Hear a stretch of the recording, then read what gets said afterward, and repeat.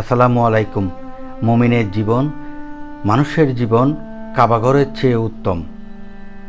আব্দুল্লাহ ইবনে আমর রাদিয়াল্লাহু আনহু থেকে বর্ণিত, তিনি বলেন, রাসূলুল্লাহ সাল্লাল্লাহু আলাইহি ওয়াসাল্লাম একদিন কাবাঘর তাওয়াফ করছিলেন।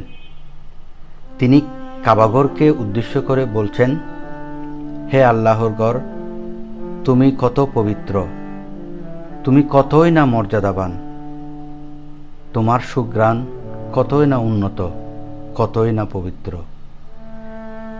কিন্তু তার চেয়েও বেশি পবিত্র আল্লাহর বান্দার, মানুষের জীবন। মহান আল্লাহ রাব্বুল আলামিন মানুষের জীবন রক্ষাকে আল্লাহর সন্তুষ্টি অর্জনের মাধ্যম হিসেবে বর্ণনা করেছেন।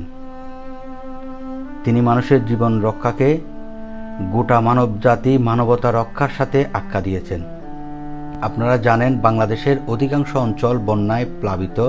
যে যেভাবে পারছেন, যার যতটুকু সাধ্য, তিনি ততটুকু নিয়েই বন্যার্তদের সাহায্যার্থে এগিয়ে আসছেন। স্বেচ্ছাসেবী সংগঠন জার ফাউন্ডেশনও বন্যার্তদের সাহায্যের জন্য হাত বাড়িয়েছেন। আমরা ত্রাণ কার্য পরিচালনা করার পাশাপাশি পুনর্বাসনের ক্ষেত্রেও মনোযোগী হচ্ছি। তাই আমাদের সাথে স্বেচ্ছাসেবক হিসেবে যোগ দিতে জয়েন করুন join.jarfoundation.org।